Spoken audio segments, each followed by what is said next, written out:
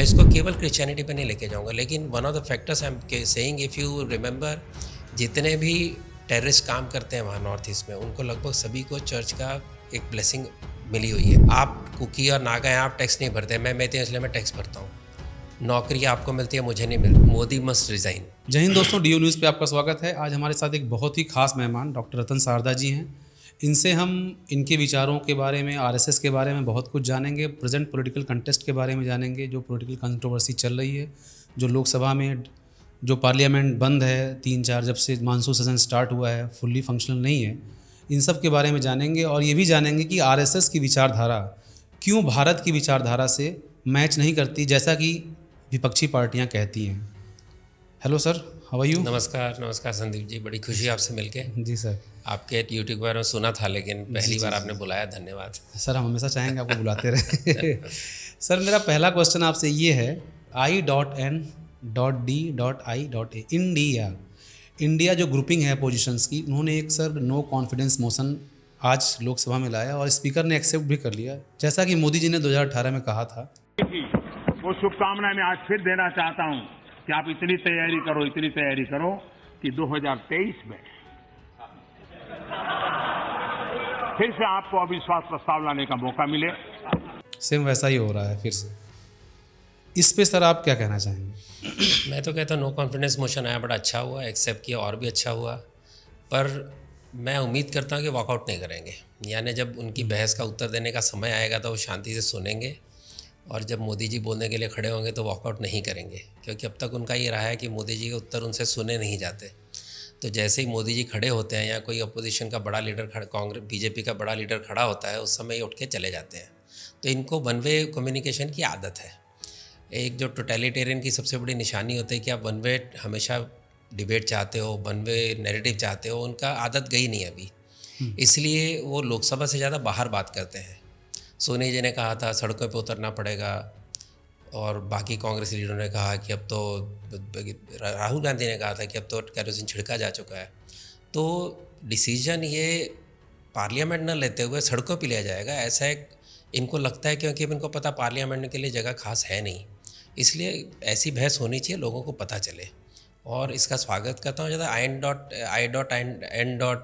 I.N.D.I.A की बात है तो ऐसा कि अच्छे एक्रेनिक होने से अगर प्रोडक्ट चल जाता है, जैसे मैंने एक बार एक शॉर्ट में कहा था कि प्रोडक्ट की क्वालिटी उसके नाम से मिलनी चाहिए। अगर आप इंडिया के नाम से अपना प्रोडक्ट लॉन्च करते हो, लेकिन आप ब्रेकिंग इंडिया के लोगों के साथ काम करते हो, आप I.N.D.I.A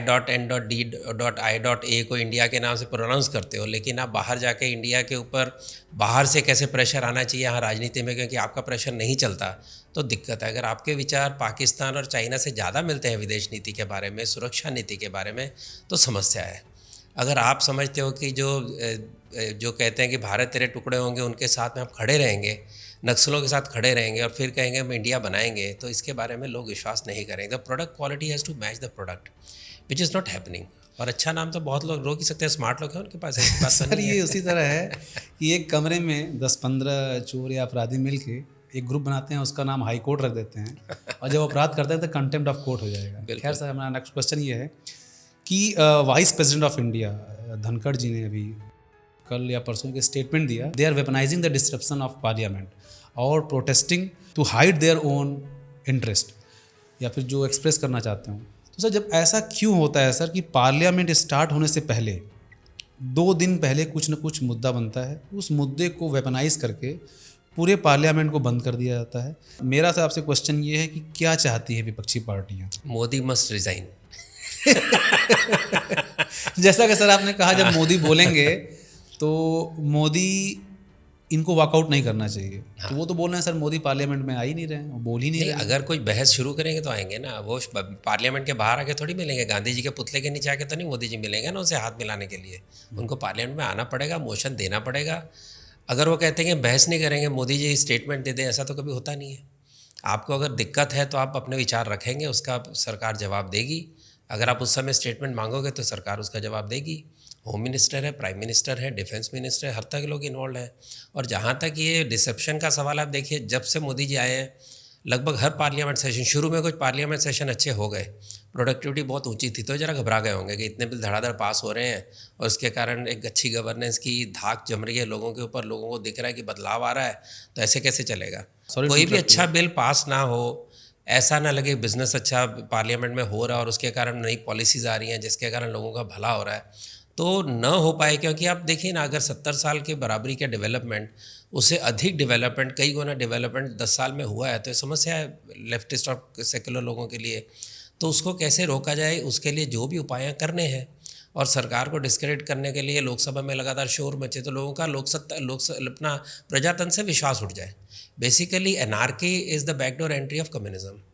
ये कांग्रेस को भी नहीं समझ में आ रहा है। आप यूएसए में देखें, इस समय यूएसए के अंदर Democrat party is been taken over by new left और रैपिडली लेफ्ट एलिमेंट्स, जिनका कोई रियलिटी से कोई संबंध नहीं है।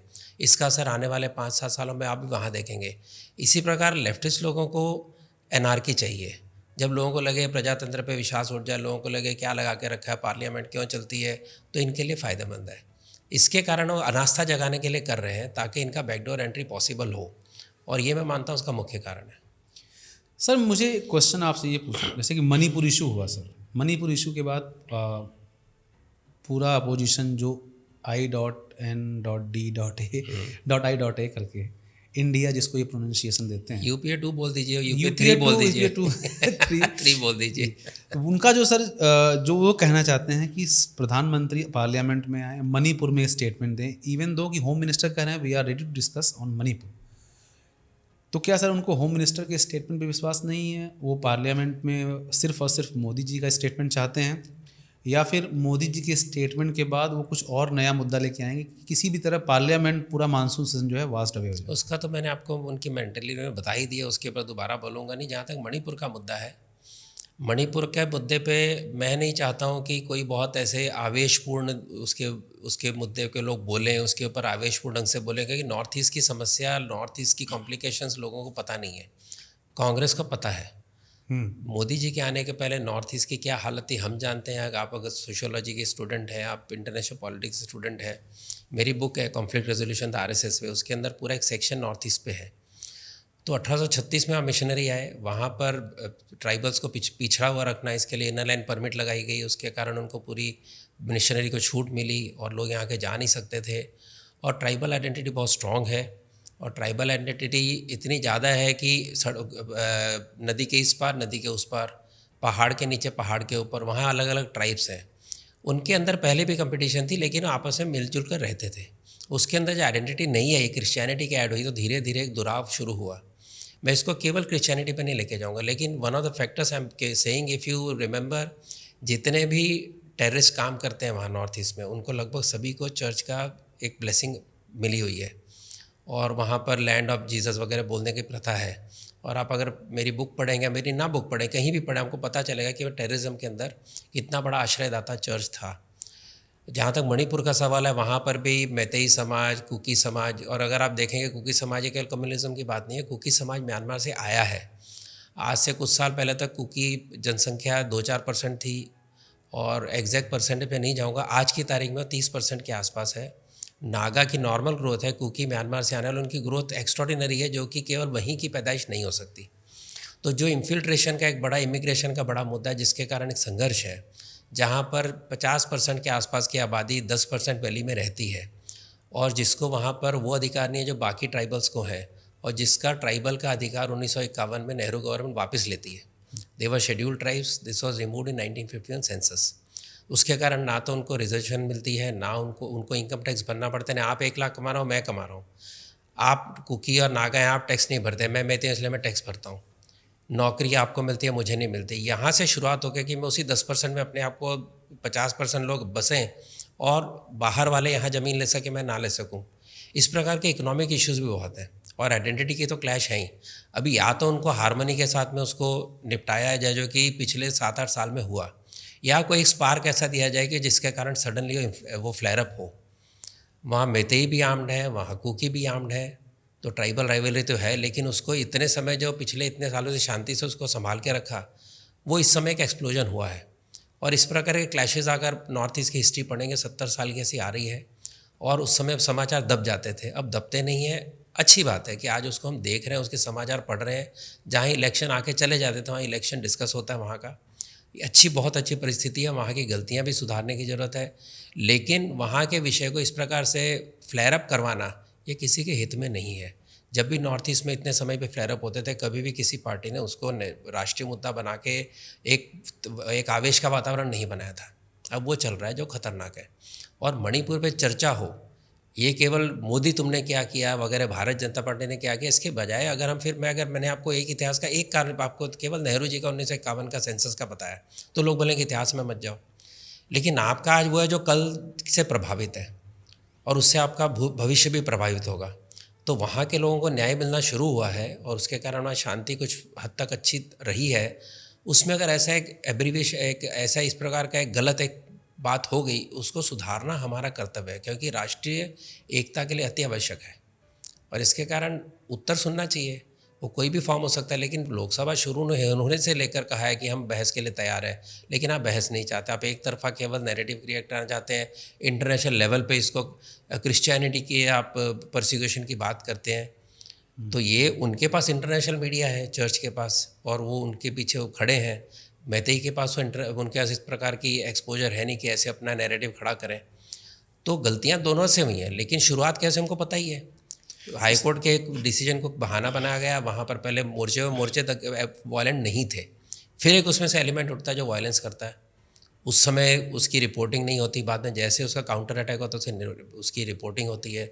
इतना आसान मुद्दा नहीं है। तो मेरी अपील यही है कि उसको इस प्रकार से हल्केपन से न लिया जाए, क्योंकि पूरा नॉर्थ ईस्ट उसमें चल सकता है अलग अलग मुद्दे उठाकर। इसमें सर एक, मैं आसाम के चीफ मिनिस्टर का ट्विटर पढ़ रहा था, ट्वीट किया था कि ये जो नॉर्थ ईस्ट का मुद्दा है सर, इसमें उन्होंने कहा कि ये बाउंड्री डिस्प्यूट जो है it is created by Congress. क्या सर नॉर्थ ईस्ट में जो स्टेट डिवाइड किए गए हैं एथनिसिटी बेसिस पे, जिस बेसिस पे, तो उसमें सर कहाँ क्लैश आ रहा है? जैसे सर अभी हमने 2 दिन पहले देखा मिज़ोरम का एक फ्रंट था, नाम तो मुझे एग्जैक्टली याद नहीं, उन्होंने ये कहा कि जितने भी माइती ट्राइब मिज़ोरम में निकल जाए हैं यहाँ से, they must leave for their own safety. इसके काउंटर में आसाम में कहा कि जो भी कुकी या फिर जो मिज़ो ट्राइब्स के हैं वो यहाँ से चले जाएं उनकी सेफ्टी के लिए। मतलब ये काउंटर स्टार्ट हो गया है सर। तो जैसे आपने कहा ये फ्लेयर अप कर रहा है ये सर। अब ये मणिपुर का मुद्दा नहीं रह गया सर, अब ये आसाम, मिज़ोरम, कल को नागालैंड, ये पूरा मुद्दा उस तरह से स्प्रेड करेगा। तो सर आपको क्या लगता है कि बाउंड्री डिमार्केशन में कहाँ प्रॉब्लम आई कि मणिपुर का जो इशू है वो शांत होने का नाम ही नहीं ले रहा? 90 दिन से अभी कल या परसों फेज वाइज छोटे मोटे जगहों पे इंटरनेट रिस्टोर किया गया है, otherwise they don't have the internet accessibility for last 90 days. देखिए, जैसे मैंने कहा कि बाउंड्री का डिस्प्यूट तो जब मर्जी क्रिएट कर लीजिए। आप पंजाब में चले जाइए, बोहर फजीलका जिले का झगड़ा पंजाब और हरियाणा के डिवीजन समय हुआ, वो धीरे धीरे अपने आप लोगों को लगता है कि क्या रखा है, धीरे धीरे उसकी उठा नहीं। जब मर्जी एजिटेशन शुरू होगा खालिस्तान वाले उठाएंगे, फिर फजीलका बोहर विषय बन जाएगा। चंडीगढ़ की राजधानी उस समय डिसाइड नहीं की गई किसको जानी है, वो परमानेंट घाव छोड़ दिया गया। महाराष्ट्र के अंदर बेलगाम और ऐसे हुबली इलाके जो मराठी स्पीकिंग थे, कर्नाटक में गए, वो एक घाव वहाँ भी है जो इस तरह का है कि वहाँ पर वो फ्लेयर अप नहीं होता, लेकिन विषय खुला छोड़ा गया जो कि नहीं छोड़ना चाहिए था। फिर कमीशंस बैठी, जो भी हुआ। इसी तरह एक जिला यहाँ हमारे सवाल दिए, ये जब मिज़ोरम वाला कुकी के लिए खड़ा होता है, क्यों खड़ा होता है? क्योंकि चर्च है पीछे। ओके। क्योंकि मिज़ोरम तो कहा जाता है लैंड ऑफ क्राइस्ट। आप जाएंगे एयरपोर्ट पे भी देखेंगे, वहाँ भी देखेंगे कि वहाँ किस प्रकार का वातावरण है। और दूसरी तरफ यहाँ पर उनको बहाना मिल गया, तो फ्लेयर अप करने के बहाने तो मिलेंगे, लेकिन हारमनी के साथ। जैसे मैंने कहा कि जो संघ वहाँ पर था इतने साल से, उन्होंने यही काम किया कि किसी भी तरह लोग आपस में मिलके रहे, चाहे कोई भी ट्राइब हो, किसी भाषा के लोग हों, किसी उनके अलग अलग लॉयल्टीज़ हो, लेकिन ये भारत मेरा है, इसके साथ में वो इकट्ठे रहे। अभी ये एक अप्रोच है जो बड़ा कठिन अप्रोच है, और अगर राजनीतिक उसको एक्सप्लॉइट करने लग गए और इस प्रकार से सेपरेटिज्म में लाने लग गए। मिज़ो अकॉर्ड जब हुआ था तो मिज़ो अकॉर्ड भी हुआ ही था ना, उसके अंदर नागालैंड आज भी रिकॉर्ड तैयार है, लेकिन फाइनल नहीं अभी भी हो रहा है मोदी गवर्नमेंट और नागालैंड वालों के साथ में। और जब होता है तो एक छोटा सा ग्रुप बाहर निकल जाता है, बोलता मैं नहीं मानता हूँ, क्योंकि इसके पीछे एक तो उसको दुनिया भर के इनडायरेक्टली फंड आते हैं, वो मिलिटेंसी को सपोर्ट मिलता है। म्यांमार के उस तरफ सारे मिलिटेंट वहीं उसी इलाके में रहते हैं, कुकी भी वही है, मैतेई भी वही है, नागा भी वही है। नागा ने एक ग्रेटर नागालैंड का पुछल्ला छोड़ के रखा है, उसके अंदर अरुणाचल प्रदेश भी आता है, मिज़ोरम भी आता है, अपना ये मणिपुर भी आता है, नागालैंड भी आता है। अभी बात है जितने बजे खड़ी कर दीजिए, मैं बैठा हूँ, मैं कोई जगह मेरी है आपको मैं बोलूँ, और मैं 4 गुंडे ला के खड़ा कर दूँ या मैं वाद विवाद खड़ा कर दूँ, पुलिस को बुला लूँ, तो दूसरा है कि मैं मानूँ ये आपकी जगह, मेरी अपनी जगह, तो यह जो अप्रोच है ये गलत है, पहले मानना पड़ेगा। वरना मुद्दे तो जितने मर्जी उठा सकते हैं। जैसे मैंने कहा कि वहाँ ट्राइब्स आपस में इतनी कम्पिटिटिव रही है, कभी मैतेई बहुत बड़े शूरवीर हुआ करते थे जिन्होंने सब लोगों से युद्ध किया। कुकीज़ को ब्रिटेन ने इसलिए बुलाया कि नागा विद्रोहियों को रोक नहीं पा रहे थे वो लोग, इसलिए उनको एंट्री दी। अभी वो जो राइवलरी चली आ रही है, और मिज़ोरम से लेकर हर जगह ट्राइब्स तो सारे नॉर्थ ईस्ट में ही, लेकिन पारिवारिक ट्राइब होते हैं, कम्युनिटी की फीलिंग होती है, एक दूसरे का गला नहीं काटते। वो गला काटना बाद में शुरू हुआ, जब वहाँ इतने बड़े स्तर पर कन्वर्जन हुआ और क्रिश्चियनिटी या राष्ट्रीयता का बेस बन सकती है, ऐसी वहाँ शुरू हुआ विवाद, तो नॉर्थ ईस्ट के अंदर बड़ा कारण वही रहा। पर अब जैसे जैसे उनको समझ आ रहा है कि हमारा भविष्य भारत के साथ है, वहाँ पर सारी शांति हो रही है। ये शांति कुछ इंटरनेशनल लोगों को पसंद नहीं है, इंटरनेशनल पॉलिसी वालों को। सबसे बड़ा लैंड बॉर्डर नॉर्थ ईस्ट में है, if you really look at it.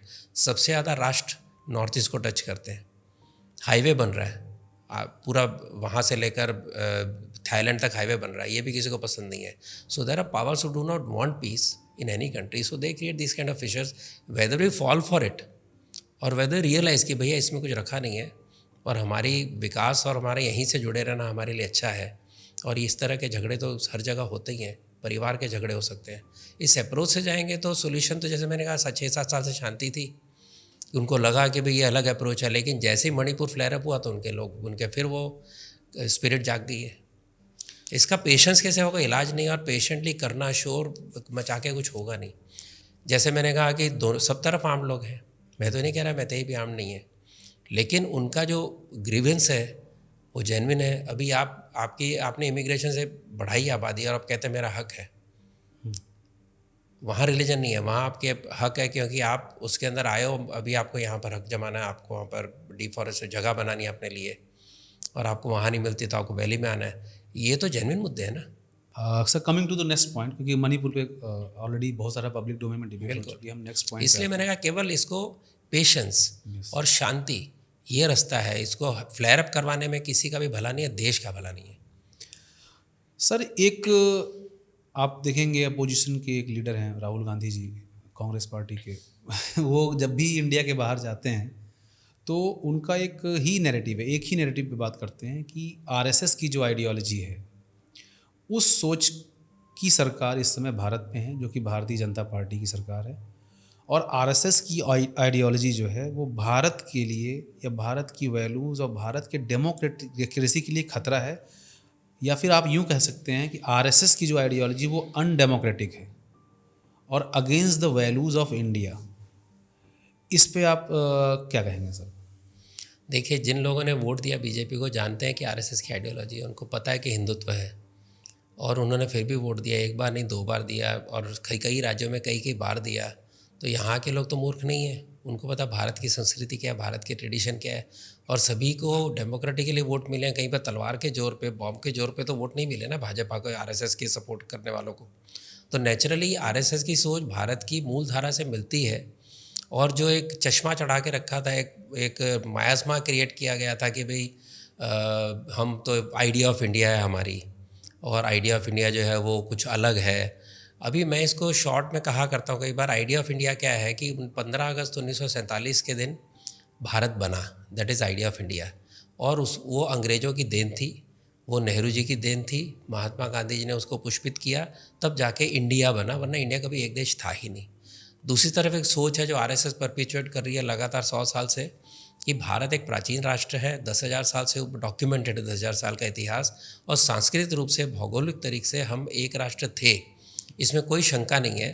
क्योंकि आप कालिदास को ले लीजिए, चाणक्य को ले लीजिए, आप वेदों को ले लीजिए, उसके अंदर हमारे सारे जोग्राफिकल डिस्क्रिप्शन दिया हुआ है। शंकराचार्य उठते हैं आज से 800-1000 साल पहले, वो 4 दिशा में 4 धाम बनाते हैं। हमारे ज्योतिर्लिंग हैं 12, हमारे 51 शक्तिपीठ हैं, जो सारे भारत में हर व्यक्ति को जोड़ता है। किसी आरएसएस ने नहीं कहा कि आप रामेश्वरम से जल चढ़ाओ और काशी में जल चढ़ाओ, या आप काशी से जल लो और रामेश्वरम को चढ़ाओ। ये प्रथा है ना, ये प्रथा किसने बनाई? क्योंकि सांस्कृतिक रूप से हम हमेशा एक थे, और ये एकता हमारे धर्म में, हमारी संस्कृति में, सारे भारत में आप कहीं भी जाइए आपको बहुत सारे एलिमेंट कॉमन मिलेंगे।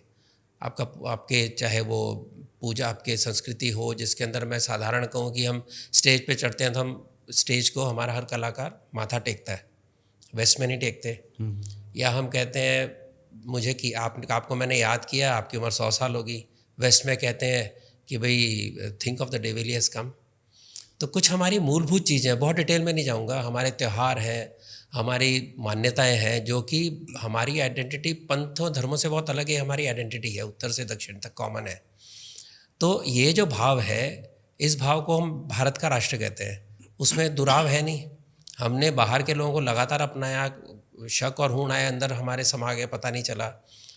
इस्लाम आया, इस्लाम की शक्ल बदल गई भारत के अंदर, जो अब 1980 में जाके रेडिकल इस्लाम आया, तो वहाबिज़म आया, देवबंदी जागे, तो उसका फिर स्वरूप बदला, पार्टीशन के समय बदला। उससे पहले तो यहाँ का स्वरूप बदला हुआ था।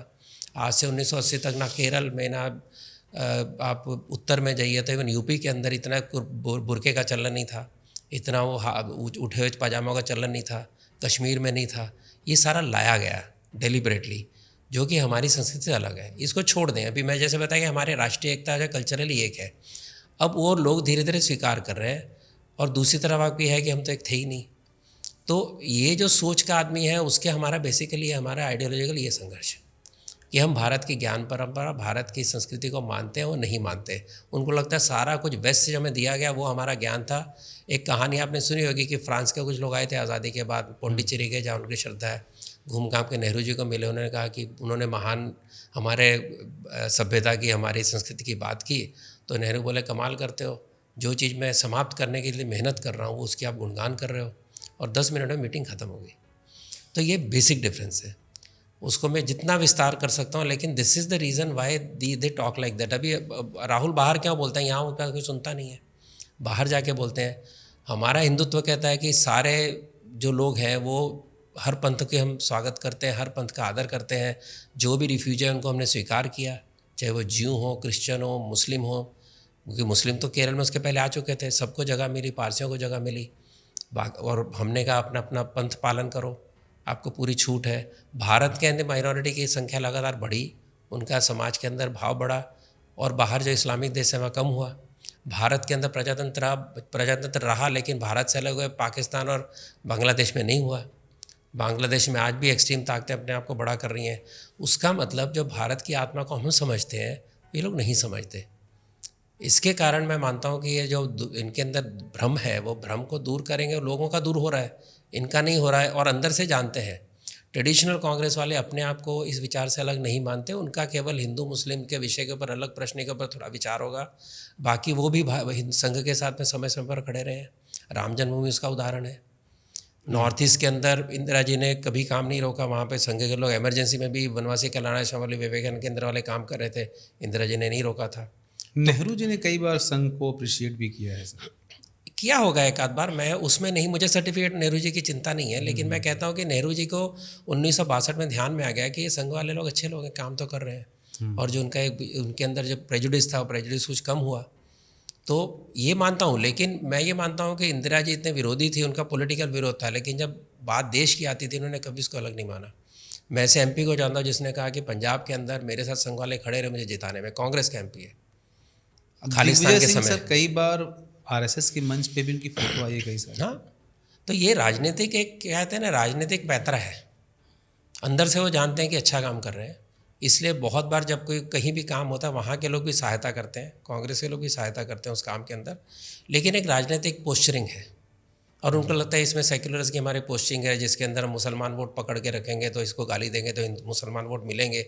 अब मुसलमान कब तक इसके नाम पे वोट देगा, वो शक है मुझे, क्योंकि अगर वो इसी नाम पे वोट देता तो उसके कारण फिर वो 10% जो मोदी को वोट मिलने लग गए थे वो ना मिलते। उनको मणिपुर, उनको इस प्रकार के दंगे उनको सूट करते हैं सेकुलर लोगों को, कि इनको डरा के रखो। जो रिपोर्ट है इसकी, अपना जो ये माइनॉरिटी रिपोर्ट आई थी जस्टिस की, जिसके अंदर उन्होंने कहा कि मुस्लिम के पिछड़ेपन के बारे में रिपोर्ट थी, माइनॉरिटी के नाम पे तो मुस्लिम इक्वलाइज हो गया। वो जो रिपोर्ट थी, वो रिपोर्ट तो तमाचा थी ना सेकुलर लोगों के नाम पे, कि 70 साल के इतिहास में अगर मुस्लिम इतना पिछड़ा रहा तो तुम्हारा सेकुलरिज्म किस काम का। कम्युनिज़्म के 30 सालों के अंदर मुसलमानों की परिस्थिति बंगाल में ख़राब हुई तो तुम्हारा कम्युनिज़्म, तुम्हारा सेकुलरिज्म किस काम का। तो जब समाज समझेगा इस बात को कि सेकुलरिज्म के नाम के केवल धर्मांधता को बढ़ाया गया, तो उनको पता चलेगा कि हमको बेवकूफ़ बनाया जा रहा है। बीजेपी ने जितना काम किया किसी पंथ के नाम पे काम नहीं किया, जितने विकास के काम किए सबके लिए काम किए। तो एक केवल एक नैरेटिव खड़ा करना, विरोध खड़ा करना, वो तो कब तक चलेगा सोचने की बात है। धीरे धीरे तो उसका असर कम हो ही रहा है।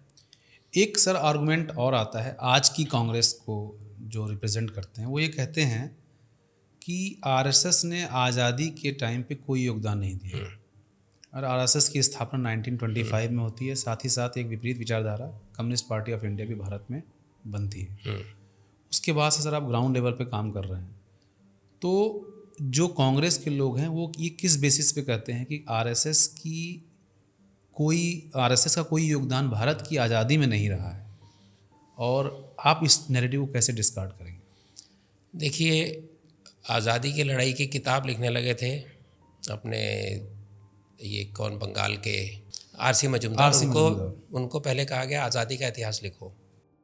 उन्होंने इतिहास लिखना शुरू किया लेकिन उनको जमा नहीं और उनको वहाँ से पुश करके निकाला गया। वो अपना काम करते रहे। उनका आज़ादी के इतिहास का पूरा उन्होंने एक पूरा अपना किताबों का वॉल्यूम लिखा। दूसरी कमीशन बनी कांग्रेस की, जिसके अंदर वो एक आज़ादी का इतिहास कांग्रेस की दृष्टि से लिखा गया। और आरसी मजूमदार को क्यों निकाला गया कि उन्होंने गांधी जी, नेहरू जी, सबके पॉजिटिव नेगेटिव दोनों के बारे में प्रश्न खड़े करने वाले थे। प्रश्न उन्होंने कुछ किए और बाकी लोगों का भी योगदान उसमें डालना चाहते थे, तो उनकी वो पूरी उनको निकाल दिया गया। तो नैरेटिव तो पहले ही ऐसा लिखा गया कि वो सिलेक्टिवली केवल कांग्रेस को ग्लोरीफाई करे उस फ्रीडम स्ट्रगल के अंदर, और बाकी सभी के रोल एडहॉक थोड़े थोड़े एक डिसजॉइंटेड से एफर्ट ऐसे बताए जाएँ। लेकिन 1857 के बाद से लेकर लगातार आज़ादी की लड़ाई के लिए कुछ ना कुछ तो होता रहा। अभी संजीव सान्याल की बुक है जिसके अंदर उन्होंने सिद्ध किया है कि सारे जो रेवोल्यूशनरी जितने भी थे सभी कहीं ना कहीं आपस में जुड़े हुए थे। एक कॉमन नैरेटिव था उनका, एक कॉमन उनका प्रयत्न था जो कभी उभर कर आता था, कभी वो दब जाता था, लेकिन उनका कंटिन्यूटी थी एक उनके संघर्ष में। ये तो इसके कारण पहले तो ये बात है कि आज़ादी की लड़ाई केवल ये गांधी जी और नेहरू जी के कारण मिली, ये सोच गलत है। सभी का सहयोग था। वो सहयोग को भी 75वें वर्ष के अंदर अलग अलग तरीके से आप देखेंगे लगातार उनकी कहानी आ रही हैं। कई इसके अंदर महावीर हो गए जिनके नाम भी गायब हो गए इतिहास के पन्नों से। और उसके अंदर जो आप देखते हैं कि इस इतिहास के अंदर अभी नेहरू जी और गांधी जी का बोलिए, नेहरू जी छोड़िए, उनका तो योगदान यही था कि गांधी जी के उत्तराधिकारी बने बड़े रूप में, ये मैं कह सकता हूँ। लेकिन जो गांधी जी का योगदान था, उन्होंने लोगों को जागृत किया, कॉमन व्यक्ति को फ्रीडम स्ट्रगल से जोड़ा, इसमें कोई शक नहीं। लेकिन डिस्पैशनेटली आप देखें तो 3 बड़े सत्याग्रह गांधी जी ने किए। 1920 अधूरा छोड़ना पड़ा, शायद चौरी चौरा का कांड उस समय हुआ था, तो उन्होंने कहा हिंसा हो गई, मैं छोड़ रहा हूँ। 1930 वो भी फिटर आउट हो गया, ज़्यादा उसका डांडी सत्याग्रह वगैरह ज़्यादा वो चला नहीं। 1942 75 दिन में पूरा निकल गया, सारे नेता पकड़े गए, एक दिशाहीन वो मूवमेंट चली, रुक गई। और उसके बाद में 1947 में जाके आज़ादी मिली। और सुभाष चंद्र बोस का संघर्ष हम गिने तो उनके आईएनए के ट्रायल के बाद में जो देश के अंदर एक वातावरण बदला, और उसके बाद में नेवल ये जो विद्रोह हुआ, पहले मुंबई में हुआ, उसके बाद में जबलपुर में हुआ आर्मी का विद्रोह, ये सारा जो था, जिसके बाद एटली ने कहा अभी हमसे संभलेगा नहीं।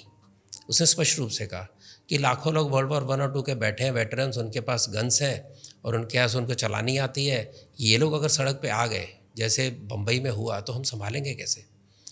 एक छोटी सी किताब है, उसके अंदर ये जो नेताजी के सारे हिस्ट्री को केवल ब्रिटिश डॉक्यूमेंट है, इसके सारे देखे, ए दे ऐसा कुछ नाम है जिन्होंने किताब लिखी है, केवल ब्रिटिश डॉक्यूमेंट की बात की है, जिसके अंदर स्पष्ट रूप से डॉक्यूमेंट किया गया कि उन्होंने कहा अभी हमको आज़ादी देनी पड़ी। उसके बाद में इसको लाया गया पार्टीशन की कमीशन को, नेहरू ये इसके बाद में ब्रिटिश लोगों ने लगाया कि भाई इनको ऐसे तो छोड़ नहीं सकते। पर 46 में उन्होंने डिक्लेयर कर दिया उनको आज़ादी देनी पड़ेगी। और बाद में डॉक्यूमेंटेड उनको पूछा कि भाई कितना असर था गांधी जी का, तो मुस्कुराए और बोले हम इससे डरे थे, ये ब्रिटिश डॉक्यूमेंट्स हैं, हमारे डॉक्यूमेंट नहीं है। उसका मतलब कि जो इंटरिम काल में जो इतना लगातार विद्रोह चले, लगातार जो मूवमेंट चली, वो केवल ये 3, अगर कोई भी देश के इतिहास में अगर 10-10 साल के अंतर में, 12 साल के अंतर में 3 नॉन वायलेंट मूवमेंट चलती हैं, उससे आज़ादी मिलती है क्या? सोचने की बात है। और सामने पैरेलल के मूवमेंट की बातें कर रहा हूँ, डिटेल में नहीं जाऊँगा। जब आरएसएस की बात आती है, आरएसएस के फाउंडर ने 1920 में सत्याग्रह में हिस्सा लिया, जेल में गए। 1930 में सत्याग्रह में हिस्सा लिया, जेल में गए। उस समय आरएसएस बन चुकी थी और सैकड़ों लोग उसके अंदर जेल गए। उनकी किताब में लिखा है, डॉक्यूमेंट्स अवेलेबल हैं, सरकारी डॉक्यूमेंट अवेलेबल है, उसके बेस में कह सकते हैं। 1942 के अंदर कई आरएसएस वाले सैकड़ों की तादाद में उसके अंदर शामिल हुए, जेल में गए हज़ारों उसके अंदर शामिल हुए। उसके अंदर पटना की एक घटना मैंने अपनी किताब संघ एंड स्वराज के अंदर मेंशन किया। वहाँ के ब्रिटिश सेक्रेटेरिएट पर ध्वज लगाना था, 6 लोग मरे, उसमें 2 आरएसएस के लोग थे, गोली से मरे। यहाँ पर विदर्भ के अंदर आरएसएस के लोग गोली से मरे, एक को फांसी की सजा हुई, जिसको बाद में हिंदू महासभा के नेता ने उसको रुकवाया। हेमू कलानी सिंध के अंदर फांसी चढ़ाए गए 1943 के अंदर, क्योंकि उन्होंने फिश प्लेट्स हटाई थी रेलवे की। बाकी लोग भाग गए, वो पकड़े गए थे और उनको फांसी की सजा हुई। और कई लोग जेलों के अंदर सड़े। और अगर हम मानते हैं कि आज़ादी के डिक्लेयर होने से आज़ादी पूरी होती है, ऐसा नहीं होता ना। 15 अगस्त 1947 के पहले सारे होने वाले पाकिस्तान में कौन घूमा लगातार? हफ्ते हफ्ते गुरुजी घूमे, वहाँ के लोगों को सबल बनाया, वहाँ के लोगों को संघर्ष करने की हिम्मत दी, वहाँ के लोगों ने संघर्ष किया, अपनी जान। गुरुजी मतलब सर? संघ के सेकंड जो सेकंड संघ चाले थे, चीफ माधव सदाशिव गोलवलकर जी, उन्होंने पूरा दौरा किया 1 हफ्ते पहले तक पार्टीशन में, जबकि वहाँ के कांग्रेसी नेता भाग रहे थे। उनको वहाँ से सुरक्षित लाने में संघ के लोगों का भी सहयोग था। और वहाँ आप अगर किताब पढ़ेंगे, now it can be told by A.N. Bali, professor थे लाहौर के, उनकी फ़ोटो भी नहीं है, उनकी किताब है, वो रीप्रिंट हुई है अभी, इन्होंने प्रभात प्रकाशन ने की है, और मेरा PDF था। उसके अंदर उन्होंने बताया किस प्रकार से संघ के लोग वहाँ खड़े रहे, सब लोगों को से निकाला। खुद मेरे ससुर उस समय वहाँ थे, उन्होंने घर का सामान्य निकाला, लोगों को बचाने वालों में वो भी थे। और बाद में कहाँ से घूमते फिरते बाद में वापस जम्मू से निकल के दिल्ली वापस आए और परिवार यहाँ आया था। और ऐसे सैकड़ों कथाएँ हैं जिनकी किताबें भी हैं, आई विटनेस अकाउंट्स हैं, लेकिन हम नहीं मानेंगे तो हम कहेंगे कुछ नहीं किया। तो आप तो वो रेडक्लिफ की लाइन बनी, आप तो उसके अंदर से निकल आए, लेकिन वहाँ के लोगों का क्या? वही लोग जब भारत में आए तो उनको वहाँ से, मस्जिदों से, घरों से जो खाली हो गए थे, वहाँ से उनको निकाला गया, कहा गया नहीं ये लोग वापस आएंगे मुसलमान। वो निर्दयता किसकी थी? वहाँ उनके साथ कौन खड़ा रहा? उस समय संघ खड़ा रहा। क्या आज़ादी की लड़ाई का भाग नहीं था जिसके अंदर सैकड़ों लोग शहीद हो गए, जिसके अंदर कश्मीर की जो लड़ाई है उसके अंदर वहाँ पर बॉर्डर पर लड़ने वाले वहाँ के जम्मू के हमारे स्वयंसेवक गुरुजी कश्मीर में गए थे उनको मनाने के लिए, जो आप डॉक्यूमेंटेड है, महाराजा को और इसके अंदर एक्सेशन के लिए, और मोस्टली पटेल जी के कहने पर गए थे, नहीं तो उनको स्पेशली विमान क्या मिलता। उसके बाद में हमारा बड़ा भूभाग गोवा का, पौंडीचेरी का, ये विदेशियों के कब्जे में था। उसका सत्याग्रह किसने चलाया? संघ ने चलाया। दादरा नगर हवेली को संघ के टुकड़े, स्वयंसेवक की टुकड़ी ने जाकर बाकायदा उसको खाली करवाया, पुर्तगाली सिपाही पकड़े और वो सत्ता उसको सरकार को सौंपी गई। 1955 में सत्याग्रह चला, हज़ारों लोग जेल में गए, वहाँ पर भी संघ के लोग गोली खा के मरे। मेरी किताब में है उसका जिक्र, इसलिए मैं यहाँ ज़्यादा बताऊँगा नहीं डिटेल में। और वहाँ पर बाद में फाइनली वो करना पड़ा लिबरेट। और जब ये सत्याग्रह चल रहे थे संघ के और बाकी लोगों के, और भी लोग थे, इसकी शुरुआत लोहिया जी ने की थी, जो अपना राम प्रकाश लोहिया, RM लोहिया जी ने, हाँ, उन्होंने की थी। और बाद में संघ के लोग भी गए वहाँ पर, जेल में गए, गोलियाँ खाए, मरे वहाँ पर। राजा भाऊ महाकाल जो इंदौर में उनके नाम पे बस स्टैंड है, वो राजा भाऊ महाकाल जो वहाँ गोली से मरे थे। तो नेहरू जी को पसंद नहीं था कि इंटरनेशनल रिलेशन में क्या होगा, क्या सत्याग्रह वगैरह लगा के रखा है, लेकिन फाइनली आज़ादी कराने में हाथ था। ये सारे भी तो आज़ादी के हिस्से थे ना। तो उसको नकारना और केवल ग्लोरीफाई करना अपने रोल को, ये गलत है। सर आज़ादी हिंसा से मिली कि अहिंसा से मिली? दोनों का रोल था। अहिंसा से तो आज़ादी किसी भी देश को फाइनली मिली नहीं है। दक्षिण अफ्रीका में मिली, कितने सालों बाद जाके मिली, वहाँ पर भी दुनिया भर के हंगामे हुए, बहुत कुछ हुआ, वहाँ भी गोलियाँ चली, परसिस्टेंस लगता है। लेकिन जैसे मैंने कहा कि ये जो किताब है दे की, जिसके अंदर उन्होंने स्पष्ट रूप से ब्रिटिश डॉक्यूमेंट बताते हैं, उनकी ये चर्चा चल रही थी अगर विद्रोह हो गया तो हम बम कैसे गिराएंगे, एयरफोर्स के प्लेन चलाएगा कौन, और वहाँ से कितने प्लेन आएंगे यूके से अंदर, हम तो अशक्त हो चुके हैं। ये सारा डॉक्यूमेंटेड है। वो केवल वही किताब पढ़ लेना होगा तो पता चलेगा कि भाई केवल ये कहानी उस सत्याग्रह की नहीं थी। सबको हमने स्वीकार करना चाहिए। जैसे कहते हैं बूंद बूंद से नदी बनती है, हर तरह के लोगों ने संघर्ष किया, उसमें केवल एक को ग्लोरीफाई करना, बाकी को हटाना, ये हमारे हिस्ट्री और हमारे महापुरुषों के साथ अन्याय है। सर ऐसे आपको जैसे मज़ेदार बात बताऊं, तमिलनाडु कहते पिल्लई थे जिन्होंने शिपिंग कॉरपोरेशन शुरू की, वहाँ पर करोड़पति आदमी, उनको रोडपति बना दिया, कंगाल कर दिया अंग्रेजों ने। कांग्रेस के वो सदस्य थे, और OV पिल्लई मेरा ख्याल है, जो बहुत फेमस थे, जिन्होंने पूरा स्वदेशी उद्योग खड़ा किया, शिपिंग खड़ी की। अंग्रेजों ने उसको बिल्कुल तबाह कर दिया। उसका कहीं नाम आता है? छोड़ दीजिए बाकी, तो उनका कहीं नाम नहीं। गांधीयन थे, जेल में गए, सब कुछ ख़त्म हुआ, उनका कहाँ इतिहास में नाम है? कभी कभार कोई छोटा मोटा नाम ले लेता है, लेकिन उसका इतिहास निकाल के देखिए। जो सुब्रह्मण्य भारती थे जिन्होंने पूरी अलग जगाई दक्षिण के अंदर, उनका कहीं नाम आता है? कुछ लोग लेते हैं, लेकिन क्या इतिहास के पन्नों में स्वाधीनता संग्राम में उनका नाम आता है? दिल्ली सेंट्रिक केवल वो नैरेटिव जो बनाया है, जिसके अंदर मणिपुर में पहला झंडा लगा तिरंगा आज़ाद हिंद फौज का, उसका कितना क्लैरिफिकेशन हुआ है? तो ये सारी बातें तो फिजूल है ना। तो हमें ये सबका आदर करना चाहिए, लेकिन केवल अहिंसा से मिली मैं नहीं मानता हूँ। जैसे मैंने कहा 3 अहिंसा के आंदोलन चले ना उसके 10-10 साल के अंतर में, और तीनों के तीनों अधूरे थे। ये वास्तविकता है। सर जैसे बंटवारा जब हुआ 1947 में, तो बंटवारा मजबूरी थी कि दो लोगों की एम्बिशन या दो लोगों की महत्वाकांक्षा को पूरा करने के लिए बंटवारा किया गया? नहीं, मैं इतना हल्के में नहीं लूँगा कि भाई दो लोग, जैसे मैंने कहा कि एटली ने जब डिक्लेयर कर दिया कि भाई आज़ादी तो देनी पड़ेगी, हम आज़ादी देंगे, उस समय उन्होंने बाद में पार्टीशन का झगड़ा खड़ा किया। अंग्रेज़ शुरू से मुसलमानों को भड़काते थे, उनका साथ देते थे। मोपला आंदोलन के समय आखिरी अटैक मुसलमानों के ऊपर अंग्रेज़ों ने किया, जब बिल्कुल उन्होंने अंग्रेज़ ऑफिसर मार दिए। तब तक एक्सीडेंटली मारे, तब तक तो हिंदुओं को ही मार रहे थे, तब तक कोई कुछ नहीं बोल रहा था।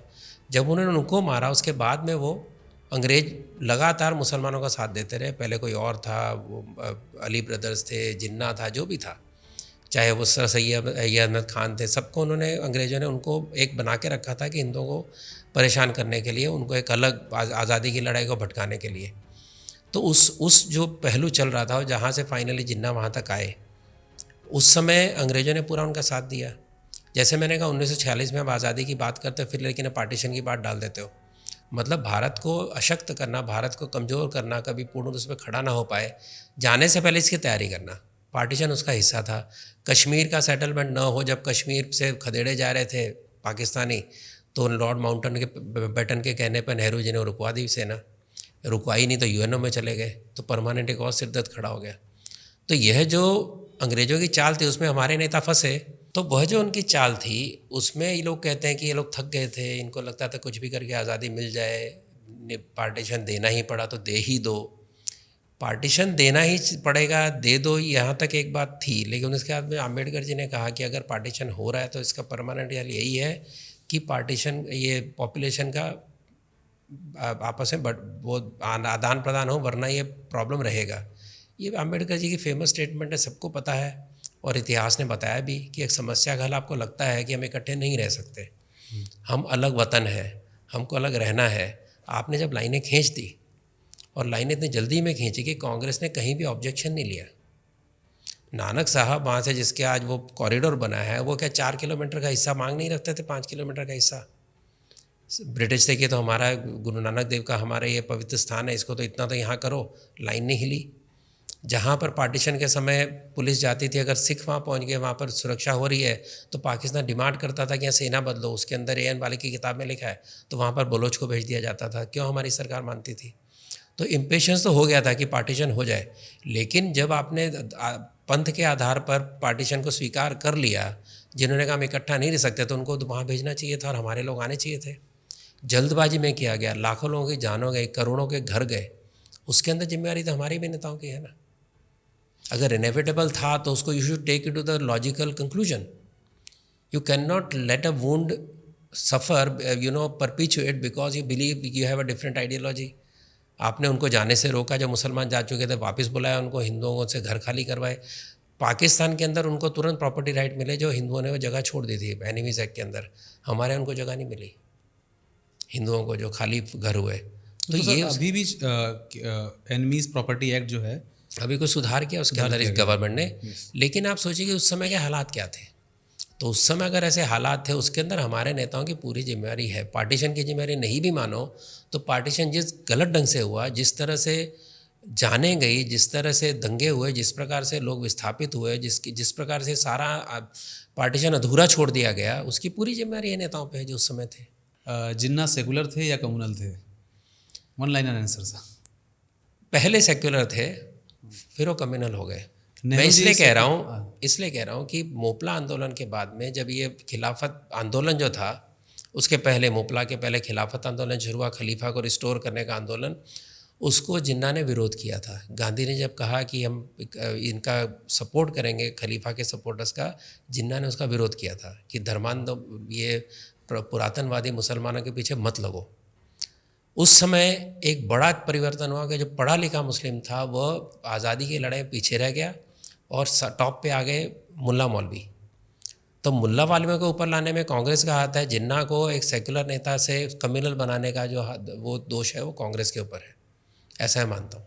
नेहरू जी सेकुलर की कम्युनल? सही मायने में तो कम्युनल में मानूंगा, क्योंकि वो सोचते वैसे थे। उनके सोच जो थी कम्युनल इसलिए कि उन्होंने सेकुलरिज्म की डेफिनेशन गड़बड़ कर दी, इसलिए मैं कम्युनल मानता हूँ। सेकुलरिज्म के जो लॉपसाइडेड डेफिनेशन बनी कि आप प्रो माइनॉरिटी एंटी मेजॉरिटी तो आप सेक्युलर हो, एक मूलभूत जो सेकुलरिज्म की एक डेफिनेशन को उन्होंने गलत दिशा दे दी, उसके अंदर नेहरू जी का बहुत बड़ा हाथ है, मैं ऐसे मानता हूँ। बाकी आप उसको अगर सेक्युलर होते तो हिंदू कोड बिल ना लाते, यूनिफॉर्म सिविल कोड लाते। अगर वो सेक्युलर होते तो उसके अंदर कोई अब आर्टिकल 25 to 30 का विरोध करते जो केवल माइनॉरिटीज़ के भला मेजॉरिटी के लोगों को राइट नहीं बचे। वो HRC का विरोध करते, टेम्पल कंट्रोल एक्ट का, अगर सचमुच सेक्युलर होते कि भाई हमको धर्म से कुछ लेना देना नहीं, हमारा state craft will be purely secular, तो कहीं भी आपका दखल है जहाँ स्टेट का उसको निकाल दो, तो वो सही सेक्युलर होते। आपका लॉपसाइडेड सेक्युलरिज्म तो सेक्युलरिज्म रहा नहीं ना। सावरकर वीर थे या माफी वीर थे? बिल्कुल वीर थे, उसके ऊपर कोई राय, उसके अंदर दो राय हो ही नहीं सकती। उसके अंदर आपने बहुत आर्ग्यूमेंट पढ़ लिए, मैं ज़्यादा उसमें जाऊँगा नहीं, लेकिन एक उनके एक पर्टिकुलर विषय को लेकर जो बोला जाता है, वैसे बहुत सारे क्रांति। और मुझे ये मानना है कि अगर कोई व्यक्ति देश की सेवा करना चाहता है और उसको जेल से बाहर आना है, उसके बजाय वो ज़िंदगी भर एड़ियाँ रगड़ता हुआ जेल में मर जाए, उससे जब बाहर आके वो देश का काम करे। ये तो सीधा लॉजिक है। इसके लिए गांधी जी ने भी कहा था कि तुम बाहर आओ। इसके लिए क्रांति उन्होंने कहा लेटर में कि मुझे नहीं छोड़ना, कम से कम बाकी लोगों को छोड़ो, और कई क्रांतिकारी उसके अंदर से बाहर आए। लेकिन अगर हम ये लॉजिक देते हैं कि जेल के अंदर सड़ जाते, मर जाते, इससे अच्छा कि बाहर आते। फांसी लगाना एक बात होती है, जिसकी फांसी लग गई उसकी लग गई, कोई रिवर्सिबल नहीं है। लेकिन जेल में पड़ा है, उसका भाई वहाँ पड़ा है, सारा परिवार जिसका ख़त्म हो गया, जिसने इतनी पीढ़ियों को आज़ादी के लिए प्रेरणा दी, रिवॉल्यूशनरीज को प्रेरणा दी, उसका आप इस तरह से उसकी बेइज्जती करें क्योंकि आप किसी और को चढ़ाना चाहते हैं। आपका हक बनता है कि अपने नेताओं की अच्छी बातें बताएं, उनको चढ़ाने के लिए दूसरों को गिराना नहीं चाहिए। यह जो इतिहास लिखने का, पढ़ने का तरीका है कम्युनिस्टों का, कांग्रेस का, कम्युनिस्ट कहते हैं ना, कम्युनिस्ट 1942 में क्या किया, 1924 में क्या किया, डांगे जी की माफ़ी मांगी हुई चिट्ठियाँ हैं, बिल्कुल नाक रगड़ते माफ़ी मांगने की चिट्ठियाँ, आप चेक करिएगा। राहुल गांधी कहते हैं मैं माफी और नहीं 1942 के अंदर देश के अंदर पहले वो साथ रहे ब्रिटिशों के, बाद में ब्रिटिशों के विरुद्ध हो गए क्योंकि इंटरनेशनल ये कमीशन थी, उन्होंने 1942 में लोगों को पकड़ाया। वो इतिहास कहाँ गया? 1946 में ये राष्ट्र एक नहीं है और ये राष्ट्र 16 राष्ट्रों का एक राष्ट्र बना है और इनको 16 राष्ट्र में बांट देना चाहिए। किसने कहा? ब्रिटिश कैबिनेट मिशन को कम्युनिस्टों ने कहा। तो ये किस बात से कहते हैं हमारा कभी हमारे आज़ादी की लड़ाई में हिस्सा था? तो इतिहास को देखना तो पूरा देखिए ना आप। मैं राहुल जी की सर वो स्टेटमेंट से आपसे पूछना चाहता हूँ जिसमें वो कहते हैं कि मैं माफ़ी नहीं मांगूंगा क्योंकि मैं गांधी हूँ, सावरकर नहीं। इस स्टेटमेंट से आप कितना बचकानी, मतलब इसको मैं क्या कहूँ, बचकानी है। तब जब सर 2 बार माफ़ी मांग चुके हैं उनके नाना जी ने नाभा जेल के अंदर 1 हफ्ते में माफ़ी मांग के बाहर आए थे। राहुल गांधी खुद सर 2 बार माफ़ी मानते हैं ना आप ये बात को? और जिस वो जेल की बात करते हैं, उनका 5 स्टार जेल विज़ावी जो सावरकर का जेल है, तो कंपैरिजन है ही नहीं। जिसने जो त्याग किया, जिसको जो स्थान मिला इतिहास में मिला, जिसने जो काम किया उसमें नेहरू भी होंगे, गांधी भी होंगे, सावरकर भी होंगे। और सावरकर ने माफ़ी मांगी है, उसके लिए बाहर आए, वो बड़ी महत्व की बात है कि सावरकर ने पूरी पीढ़ियाँ खड़ी कर दी आज़ादी की लड़ाई के लिए, खुद उसके अंदर अपना इतना बड़ा परिवार का खुद का बलिदान दिया, वो महत्व का है। मैं तो सर ये हम इतनी तुच्छ बात करें, उसका उत्तर मैं क्या दूँ? मैं सर ये क्वेश्चन इसलिए पूछ रहा हूँ क्योंकि जो अभी न्यूली फॉर्म अपोजिशन यूनिटी है I.N.D.I.A, उसमें सर 2 पार्टी ऐसी है, मतलब कुछ आइडियोलॉजी ऐसी हैं जो प्रो सावरकर हैं और कुछ आइडियोलॉजी ऐसी हैं जो एंटी सावरकर हैं। तो ये जो अपोजिशन यूनिटी है जो जिसमें कन्फ्लिक्टिंग आइडियोलॉजी है सर, वो क्या सस्टेन कर पाएगी? इसलिए मैंने ये क्वेश्चन पूछा। आइडियोलॉजी तो मुद्दा है ही नहीं। अगर आइडियोलॉजी मुद्दा होता तो ये पहले भी मिलीजुली सरकारें कैसे बनती? वो जो नीतीश कुमार हैं जो कभी बीजेपी के साथ, कभी लालू के साथ और कभी कांग्रेस के साथ डांस करते हैं, वो कौन सी आइडियोलॉजी के आधार पे करते हैं? पहली बात। दूसरी बात, सावरकर जी मुद्दा नहीं है, मुद्दा हिंदुत्व है। जो भी हिंदुत्व की बात कि जिस भी महान पुरुष ने उसको किसी भी तरह गिराना ये कम्युनिज्म और सेक्युलर लोगों का काम है। स्वामी विवेकानंद के विरुद्ध भी बहुत तरह के उनके चरित्र को हनन करने की कोशिश की गई है। अगर आपको नहीं पता तो मैं बताता हूँ आपके दर्शकों को। पिछले 40 साल के अंदर यूएसए के अंदर बाकायदा वेंडी डोनेगर के अंतर्गत उनके ऊपर रिसर्च होती है। उसके अंदर एक कृपाल नाम का व्यक्ति है वेस्ट इंडीज़ का, जो अपने आप को वो अपने आप को बताता है कि मैं भी भारतीय मूल का हूँ। उसने रामकृष्ण परमहंस पे किताब लिखी जिसके अंदर उसने दुनिया भर के भद्दे सेक्सुअल आरोप लगाए अंडर सम एनालिसिस, जिसका कोई बेस नहीं था, और वो किताब स्टैंडर्ड एकेडमिक बन गई, बड़ी वाहवाही, जिसके अंदर विवेकानंद के बारे में, रामकृष्ण परमहंस के बारे में बड़े भद्दे तरह के आरोप बिल्कुल अनसब्सटेंशिएटेड बताए गए। जब रामकृष्ण मिशन के स्वामी ने उसका खंडन किया, वो खंडन को किताब बन के रह गई, कहीं एकेडमी या में उसको जगह नहीं मिली। तो ये आज स्वामी विवेकानंद, सावरकर, संघ, अल्टीमेटली जितना भी स्वामी दयानंद पे आएंगे कहीं ना कहीं करके, बेसिकली जिसने भी भारत की हिंदू मूल को प्रभावित करके भारत के राष्ट्रीयता को जगाना चाहा, वो सब इनके दुश्मन हैं। क्योंकि भारत को एक राष्ट्र माना ही नहीं। मैंने कहा ना, आइडिया ऑफ इंडिया से शुरुआत होती है, तो under idea of India of 1947 ये सारे लोग गलत हैं। तो किस तरह से उनको गलत दिखाया जाए, तो उसके अंदर ये सारे मोहरे हैं। तो हिंदुत्व इज़ द मूल, जो रूट कॉज वो हिंदुत्व है, वो सावरकर नहीं है, सावरकर बहाना है। लेकिन सर सावरकर को तो ये लोग रिवोल्यूशनरी टेररिस्ट सावरकर, भगत सिंह, वीर भगत, सबको इन लोग को रिवोल्यूशनरी टेररिस्ट कहते हैं। अभी ऐसा है ना कि अभी आज की, तो सर ये रिवोल्यूशनरी टेररिस्ट जब वो लोग लिखते हैं या जब हम बोलते भी हैं तो हमें अंदर से गिल्ट फील होता है कि हम सरदार भगत सिंह को रिवोल्यूशनरी टेररिस्ट, वो इसलिए कहते हैं कि उनको आज जो नक्सल विद्रोह है उसको उनको जस्टिफाई करना है। अगर देखिए, जो रेवोल्यूशनरी ने सपोजिटली टेरर किया वो विदेशी ताकतों के विरुद्ध किया, जो उनके हर तरह के हकों को रोकती थी, सारे लॉज को, उनको किसी प्रकार से हक नहीं देती थी, एक्सप्लॉइट करती थी, कॉलोनियल वो पावर थी जिसके विरुद्ध खड़े रहे। आज अगर जिस राष्ट्र में बैठे हैं, जिस राष्ट्र में प्रजातंत्र है, जिस राष्ट्र के अंदर सभी को हक है अपने लड़ाई लड़ने का डेमोक्रेटिकली, वो डेमोक्रेटिकली नहीं लड़ पाते, तो वो सशस्त्र करना चाहते हैं, उसका आप उनसे कंपेयर करते हैं। So by using the terrorism basically you are going to normalise the new terror, the Naxal terror. तो ये टर्मिनोलॉजी का खेल है। बिपिन चंद्र को पता नहीं है क्या? उनको पता है, इसलिए जानबूझ के, क्योंकि लेफ्टिस्टों को बताने के सारा जस्टिफाइड है। 1947 से लेकर आर्म रेवोल्यूशन हुई आंध्र में, जिसके अंदर 5 साल तक चली कि ये देश है ही नहीं, आज़ादी देश की नहीं है। किसने कहा? स्टालिन ने कहा, तो हम भी नहीं मानते। तो उन्होंने आर्म रेवोल्यूशन की। 1951 में बिल्कुल मिलिट्री प्रेशर के अंदर जब उनको तोड़ फोड़ दिया गया, तो उन्होंने फिर पार्लियामेंट्री डेमोक्रेसी एक्सेप्ट की। तो उसको जस्टिफाई कैसे करेंगे? So justify their violence, they have to show that everybody is violent terrorist. लेकिन वो विदेशी ताकत के विरुद्ध है, कॉलोनियल पावर के अगेंस्ट है, कि वो अपने देश के सरकार के विरुद्ध है। तो अगर उसमें डिफ्रेंशिएट नहीं कर पाते, आप कहते हैं जो भी लड़ रहा है तुम्हारा टेररिस्ट, मेरा देशभक्त, मेरा देशभक्त तुम्हारा टेररिस्ट, ऐसा नहीं है। वो कहाँ से है, क्यों है? अगर आप मानते हो कश्मीर आपका है ही नहीं, कश्मीर तो बाहर का ही था, कश्मीर पाकिस्तान मुस्लिम ही है, तो वहाँ का टेररिस्ट आपको रेवोल्यूशनरी लगेगा। लेकिन वहाँ भारत, कश्मीर का मूल जो स्रोत है वो हिंदू है, शैव है, और 4000 साल पुरानी उसकी कश्मीर की हिस्ट्री है। कभी किसी ने बताई क्या हमको? वहाँ के जो बड़े बड़े पतंजलि और सारे जो बड़े बड़े वहाँ के ऋषि मुनि होकर के उसके बारे में हमको बताया गया? नहीं। हमारे लिए कश्मीर है ने मुस्लिम है, वो यहीं के थे, यहीं मुसलमान हुए, लेकिन उसका 4000 साल का इतिहास है। तो हमें नहीं पता, तो हम बोलेंगे वो वहाँ पर तो ये तो बड़े मुजाहिदीन है। ये सारा चक्कर जो है कि अपनी रुथलेसनेस को स्वीकार्य बनाना। और अभी रुथलेसनेस की बात करूं तो मैं, जो मुद्दा लोगों के ध्यान में नहीं आता कि the communist and the Congress people, they are the most ruthless parties. कैसे सर? 1946 में नेहरू जी बने interim prime minister, direct action हुआ कलकत्ता में, आपको पता है हज़ारों लोग मरे, उसका रिएक्शन कई जगह हुआ। तो बिहार में भी हुआ, बिहार में वहाँ रिवर्स दंगे हुए।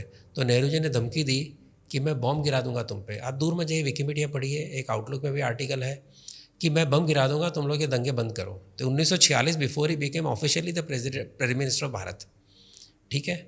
1947 की मैंने आपको बताई थी हृदयहीनता, किस प्रकार से वहाँ के रिफ्यूजियों को निगलेक्ट किया गया, किस प्रकार से उनकी सहायता नहीं हुई, किस प्रकार से वहाँ ट्रेनों की बचाव नहीं हुआ, वगैरह वगैरह, वो पूरा हम जानते हैं। बाद में मिज़ोरम के अंदर इंदिरा जी ने air bombing, one and only bombing, जिन्होंने मिज़ोरम के अंदर रिबेलियंस को दबाने के लिए अपने लोगों में बॉम्ब गिराए।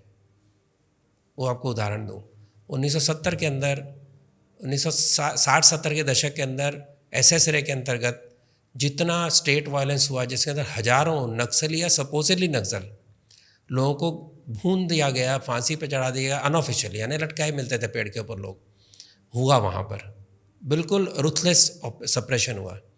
मरीज झापी के अंदर कम्युनिस्ट के राज के अंदर वहाँ के जो हिंदू दलित आए हुए थे, जो वहाँ के छोटे से टापू में बसे हुए थे, उनको पुलिस का एक्शन करके उनको सैकड़ों हजारों, किसी को गिनती नहीं है, इतिहास में आए नहीं, अब जाके खोजबीन हो रही है, गोली से उड़ा दिया गया, जला दिया गया, मार दिया गया।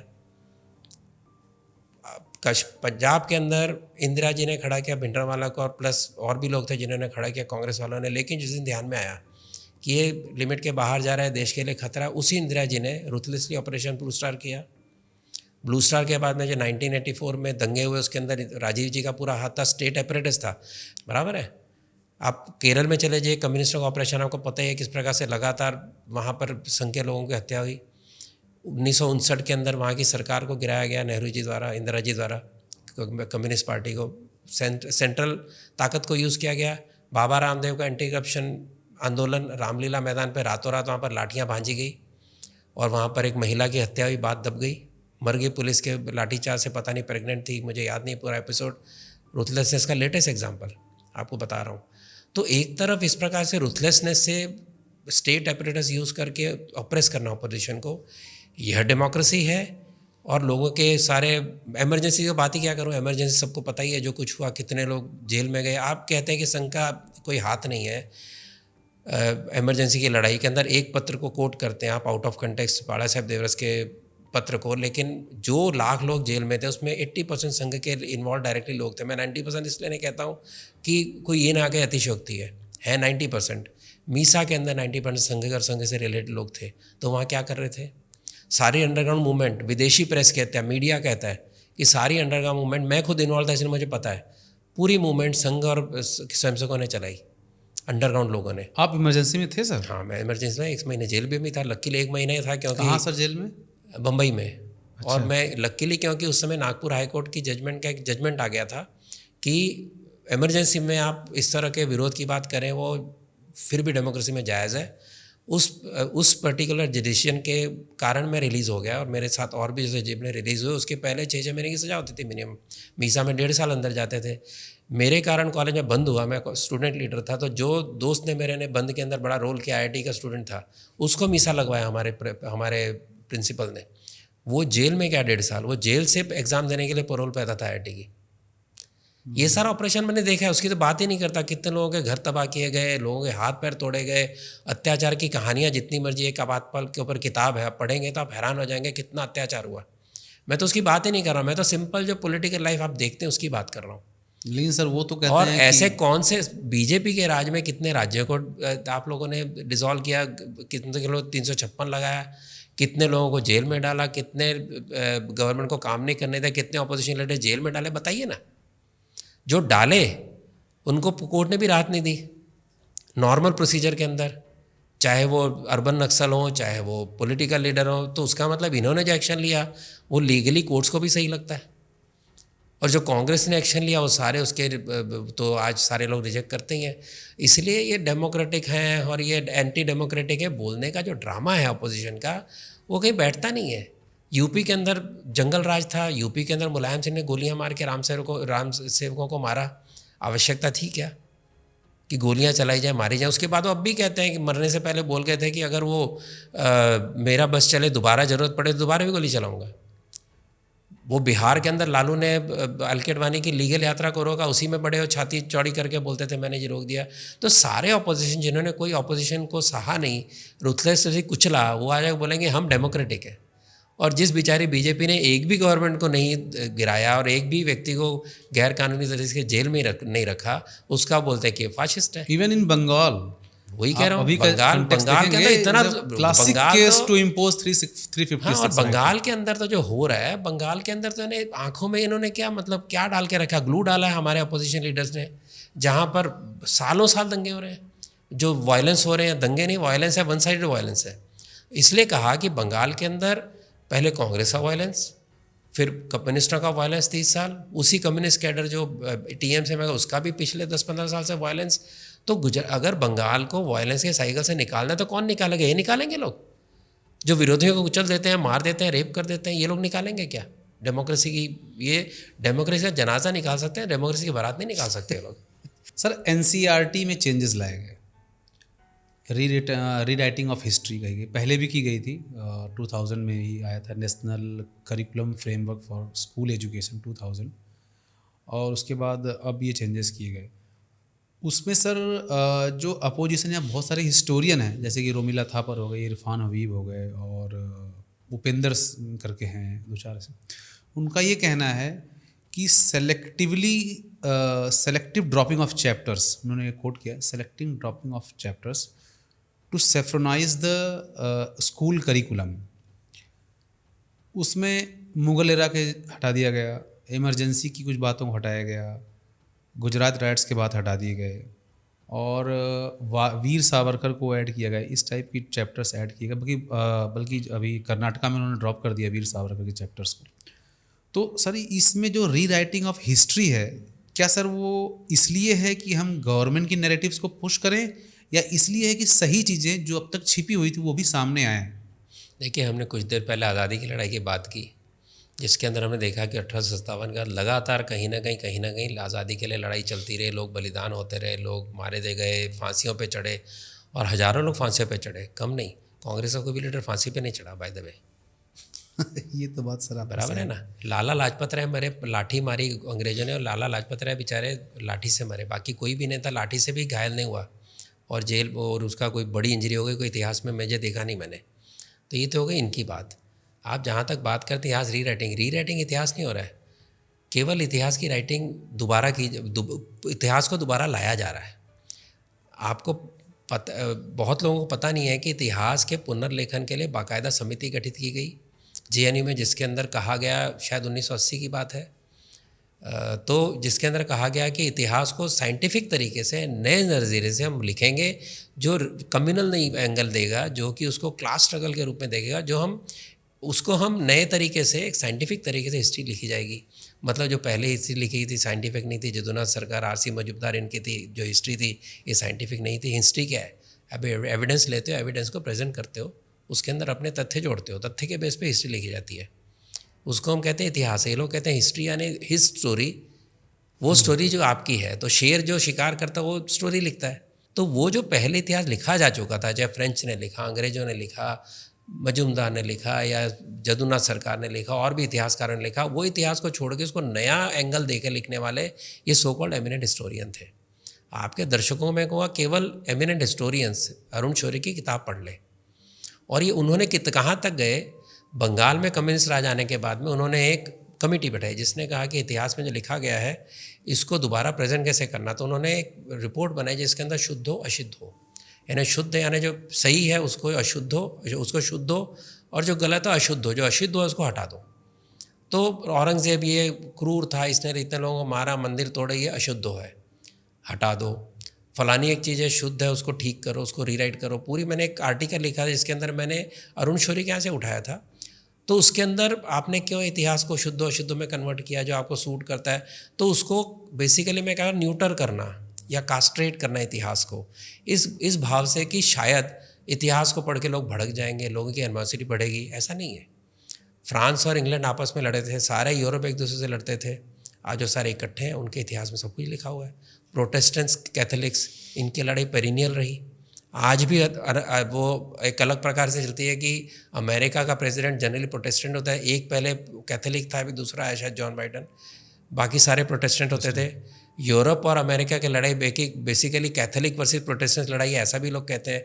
लेकिन कहीं भी उसके कारण इतिहास में या उनकी सोसाइटीज़ के अंदर संघर्ष नहीं है। उन्होंने इस इतिहास को स्वीकार किया और आगे बढ़े।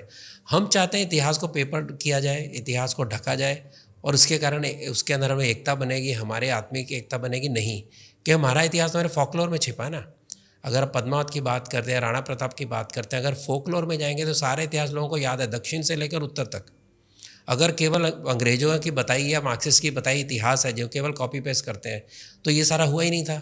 लेकिन लोग तो नहीं भूलते। गंगा यमुना से सरस्वती की जब बोलते हैं, जब श्लोक बोलते हैं उसके, तो उनको पता है सारी हमारी महान नदियाँ हैं। उनको पता है कि सरस्वती नदी थी, और उसके आसपास सभ्यता थी, सारी बातें हमारी स्मृति में है। उसको भुलाने के लिए अगर आप जो तथ्य पेश करना चाहते हैं, भूलेंगे तो नहीं। अगर हम पे हमले हुए हमारे आज के मुसलमानों तो नहीं किए, इन्वेडर आए उन्होंने किए, उन्होंने इस्लाम का नाम का सहारा लेकर उन्होंने क्रूरता के साथ में लोगों को मारा, मंदिर तोड़े, ये डॉक्यूमेंटेड है। ये स्वीकार करके आगे बढ़ेंगे ना, उसको आप ढक के उस जहर को बढ़ने तो नहीं देंगे। जख्म जो होता है कभी उसको खोलना पड़ता है, सेप्टिक होता है तो उसको साफ़ करना पड़ता है, रिकन्सिलेशन करना पड़ता है, वो हमने किया नहीं। तो रीराइट तो इन्होंने किया था। हम तो ये कहते हैं कि इतिहास सचमुच है, लेकर आओ सामने। मुगल इतिहास हटाना नहीं चाहिए, उसकी बर्बरता क्रूरता बतानी चाहिए। ग्लोरिफिकेशन कैसे हो सकता है? ग्लोरीफाई करने जैसा उनके जो 300 साढ़े 300 साल का इतिहास रहा होगा उसमें कोई 1-2 चैप्टर रहे होंगे। ताजमहल तो ठीक है, वो तो बना दिया। अगर हम मान लेते बनाया भी था, उस समय अकाल पड़ा सारे देश में, उसके कारण अन्न की कमी पड़ी, सारी वेल्थ उसके अंदर लुटी गई। अगर हम मान भी लो उसने बनाया, मैं पढ़ता ही नहीं कि बनाया नहीं बनाया, लेकिन आपने अपनी शान के लिए वो बनाया, जिसके नाम पे बनाया। वो 14वां बच्चा पैदा करते करते मर गई, उसकी बहन के साथ आपने शादी कर ली, कौन सा प्यार था ये? तो ये सब जो मिथ खड़े किए गए ना, ठीक है ताज बन गया, अच्छा बन गया, लेकिन उसकी कीमत किसने चुकाई? भारत के मजदूरों ने, भारत के शिल्पकारों ने। अगर मुगलों ने सब कुछ बनाया था तो उन्होंने अब जहाँ से है वहाँ क्यों नहीं बना? कौन सा ऐसा काबुल, कंधार, कौन सा इलाका जहाँ पर उन्होंने कुछ छोड़ दिया या उन्होंने नया बनाया? क्योंकि जहाँ इस्लाम गया वहाँ की सभ्यता पुअर हुई है। मैं भी इजिप्ट गया था, इजिप्ट के अंदर आप देखते हैं इतनी ग्लोरियस उनकी सभ्यता थी, इतनी उनके प्रॉस्परस लोग थे, इतनी उनका एक सोच ऐसी थी जो काफ़ी हद तक अपने हिंदू सोच से मिलती जुलती है कि हम मृत्यु तक गए, मृत्यु के आगे नहीं गए, मृत्यु के आगे गए। लेकिन ऐसी उनकी सारी स्पिरिचुअल सोच थी और मृत्यु के ऊपर बड़ा जोर था उनका। अभी वो जो इतना सभ्य समाज था, इतना वेल्दी समाज था, और कई समाजों की तरह पूरी सभ्यता नष्ट हो गई, सारी उनकी प्रॉस्पेरिटी ख़त्म हो गई। आज बिल्कुल पुअर कंट्रीज़ में आते हैं, कौन जिम्मेवार है उसके लिए? तो अगर इतना महान सारा मुगलों ने खड़ा किया था तो जहाँ से है वहाँ तो ऐसा कुछ दिखता नहीं है। और आपने मुगरे खड़े किए, आपने मस्जिद खड़ी की, आपने कौन सी महान जगह बनाई? प्रश्न तो हर जो भी आपको इसके ऊपर कुतुब मीनार पर प्रश्न मिलता है, वहाँ नीचे मंदिर है, आपको लाल किले पर प्रश्न मिलता है, उसकी खुदाई होनी चाहिए, उसके ऊपर आर्कियोलॉजी होनी चाहिए कि केवल आप पार्शियल हिस्ट्री बताएंगे। तो हिस्ट्री पूरी बताना, और एज लॉन्ग सफरन का saffron is a good colour, saffron is a good shade. Bharat की सभ्यता का प्रतीक है भगवा, वो त्याग का प्रतीक है, वो वीरता का प्रतीक है, वो संघर्ष का प्रतीक है। वो चाहे वो आज़ादी की लड़ाई के अंदर जो साधु सन्यासी उतरे, चाहे मुगलों के विरुद्ध लड़े, चाहे जिन्होंने तप किया कश्मीर से लेकर कन्याकुमारी, सभी भगवा था उनका। तो भगवा तो हमारे लिए बहुत पूज्य रंग है, और भारत का रंग भगवा है। तिरंगा झंडा हमको स्वीकार है, लेकिन भारत की मूल भाव है वो भगवा है, उसमें त्याग है, उसमें शौर्य है, तो उसको हम कैसे नकार सकते हैं? सर अभी कुछ दिन पहले एक घटना हुई, स्वीडन में एक कुरान को जलाने का प्रयास किया गया, और पूरे वर्ल्ड में, इवन ईरान ने तो स्वीडन के एम्बेसडर को या फिर उसके सब डिप्लोमेटिक टाइज सब खत्म कर लिए अपने सऊदी एरिया में। पूरे वर्ल्ड में उसको प्रोटेस्ट किया गया और फोर्सफुल प्रोटेस्ट हुआ, और इवन यूएन में आया तो इंडिया ने भी पाकिस्तान के रेजोल्यूशन को सपोर्ट किया कि कुरान को जलाना गलत है।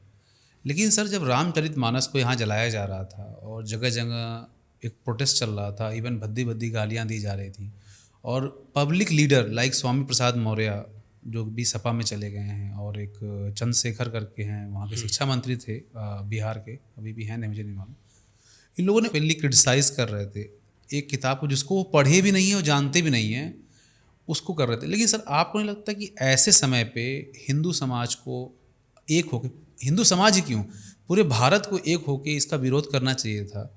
गवर्नमेंट को भी विरोध करना चाहिए था कि आप प्रोटेस्ट कर सकते हो, लेकिन आप किसी की भावनाओं को ऐसे आहत नहीं करते। जैसा हमें स्वीडन में पूरे वर्ल्ड और इवन इंडिया एक साथ आके उसके इस इंसिडेंस को क्रिटिसाइज़ किया, तो क्या ऐसी भावना की ज़रूरत उस समय नहीं थी? बिल्कुल थी। अभी देखिए, किसी भी धर्म की किताब को जलाना तो गलत ही है, और चाहे वो रामचरितमानस, चाहे कुरान हो। मैं कुरान के अंदर बहुत सारी गलतियाँ निकाल सकता हूँ, लोग निकालते हैं, लोग उस पर टिप्पणी करते हैं, वो करना हमारा हक है। उसको टिप्पणी करने वालों को मारना गलत है, लेकिन जला के तो कुछ मिलेगा नहीं। जैसे हम कहते हैं कि मुगलों का इतिहास पढ़ो, उसके अंदर जो गलत लिखा उसकी बात करो, उसी तरह कुरान के अंदर अगर गलत लगता है उसके ऊपर वाद विवाद होना चाहिए, नहीं होता, क्योंकि वो अनक्वेश्चनेबल है। उनकी लॉबिंग इतनी स्ट्रांग है, उनकी सारी मेंटालिटी इतनी स्ट्रांग है, सभी सड़क पे आ जाते हैं। जैसे जब सड़क पे आते हैं तो लोग बोलते हैं हो तभी इनको रोका जाए। तो हिंसा से लोग डरते हैं, हिंसा से डरते हैं, इसलिए ऐसे प्रस्ताव आते हैं, इसलिए ऐसा विरोध होता है। स्वीडन ने जो किया वो भी सही था कि हमारी आज़ादी है, हक है, लेकिन नहीं, घृणा फैलाने वाले अगर कुरान के अंदर आयतें हैं तो उसको हम विरोध कर सकते हैं, लेकिन वो घृणा का उत्तर घृणा नहीं हो सकता, ये भी हम मानते हैं। लेकिन जो हमारे भारत में हो रहा है, मूल मुद्दा है कि भारत का हिंदू सह लेता है। सहने का गलत अर्थ लगाया जाता है कि वो इस बात को मानता है कि जो है वो जो कर रहे हैं सही कर रहे हैं, ऐसा नहीं है। हिंदू के अंदर तार्किक विरोध करने की पुरानी प्रथा है, वेदों के काल से है। ऋषि मुनि करते रहे। सबसे क्लासिक तो हमारा शंकराचार्य और मंडन मिश्र का है ही, और ऐसे लगातार वाद होते थे। लेकिन वाद के कारण, वायलेंस, वाद के कारण इस प्रकार का कुछ होता नहीं था। बौद्ध, जैन, वैदिक धर्म सभी आपस में संघर्ष कर रहे थे जगह के लिए, अपने स्थान बनाने के लिए, बौद्धिक संघर्ष। लेकिन इसी की मारकाट तो हुई नहीं। उसके विरुद्ध ये पूरी मारकाट के इस प्रकार की सभ्यता है, उसके विरुद्ध हम मारकाट नहीं करते। उसको ग्लोरीफाई करने की जगह ऐसे लोग उसका मजाक उड़ाते हैं। तो इसका उत्तर लोगों ने देना चाहिए। उसके घर पर सैकड़ों हजारों लोग जाते, प्रोटेस्ट करते, उसको उसका स्थान दिखाते, और हो सकता है एक आध कोई थप्पड़ भी मारता तो उसके ऊपर भी पूरी मीडिया छा जाती कि भाई देखो कैसे वायलेंट हो गए हिंदू। और ये जो नैरेटिव बना है कि हिंदू की सोच बाइगॉटेड है, हिंदू जो हिंसक है, ये सारा जो एक नैरेटिव वेस्ट खड़ा किया हमारे यहाँ लेफ्टिस्टों ने, सेक्युलरों ने, जिसको वेस्ट ने स्वीकार किया, वेस्ट के अंदर जिस तरह की रिसर्च लगातार एंटी हिंदू चल रही है, वो सारा जो है वो तो गलत ही है। उतनी स्ट्रॉन्ग जब तक एकेडमिक इंटेलेक्चुअल कैपिटल हम खड़ा नहीं करेंगे तो उस लेवल पे एक लड़ाई है। दूसरी लड़ाई कॉमन स्तर पर कि हिंदू आज जागृत हुआ है तो भी सड़क पे उतरने को तैयार नहीं है, तो भी वो ऐसे गलत कामों के लिए बिल्कुल खुले मन से उनको आवाहन करने के लिए, उनको चैलेंज करने के लिए आज उसकी मानस नहीं बना है। वो जब बनेगा तो इनको पता चलेगा वो मानस बन रहा है। और मानस कब वो सड़क पे आएगा मैं कह नहीं सकता, लेकिन आज आप देखें जगह जगह सड़क पर भी हिंदू आते हैं। जब लगता है कुछ अति हो गई तो सड़क पे हिंदू आने लग गए। अभी हिंदुओं को सड़क पे आने के लिए उकसाना ताकि आप सिद्ध कर सकें हिंदू हिंसक है, तो एक एटीट्यूड हो सकता है जो कि सेक्युलर चाहते हैं या मुल्ला मौलवी चाहते हैं। उसको तो सर ये कहते हैं वेपनाइजेशन ऑफ हिंदू फेस्टिवल्स और हिंदू। नहीं, वेपनाइजेशन का मतलब क्या होता है? एक तरफ लोग एक्चुअली त्यौहार के अंदर वेपन लेके निकलते हैं, एक तरफ हमारी देवी देवता वेपन लेके खड़े हैं, और जब जब पड़ी शस्त्र अस्त्र चलाए। लेकिन हिंदू को वेपन में हाथ चाकू भी नहीं हो सकता। उनको डिसार्म किया गया अंग्रेजों द्वारा। अभी डिसार्म किया गया ऑफिशियली, इसके बाद में हमने तो दोबारा हाथ में वेपन आने नहीं दिए। तो आपने मानसिक रूप से डिसार्म कर दिया, लगातार हैमर करके कि आप गलत हो गलत हो गलत हो। आपने उसको इंटेलेक्चुअल डिसार्म कर दिया, आपने उसको फिजिकली भी डिसार्म कर दिया। और आपके हाथ में अगर चक्कू है तो भी आप गुनाहगार नहीं ले सकते। तो हमारी सभ्यता के विरुद्ध हमारी सोच को बनाया गया, इतने सारी कंडीशनिंग की गई, वो कंडीशनिंग टूट रही है। तो हिंदू सड़क पे उतरने लग गया है वो, और जब प्रखर रूप से उतरेगा तो इनको पता चलेगा कि गलत हो रहा है। अब वो कहने लगे हम भी हिंदू है, कहने लगे हम भी हिंदुओं के मंदिरों में जाते हैं, सब करते हैं, लेकिन मन के अंदर वो द्वेष है आज भी।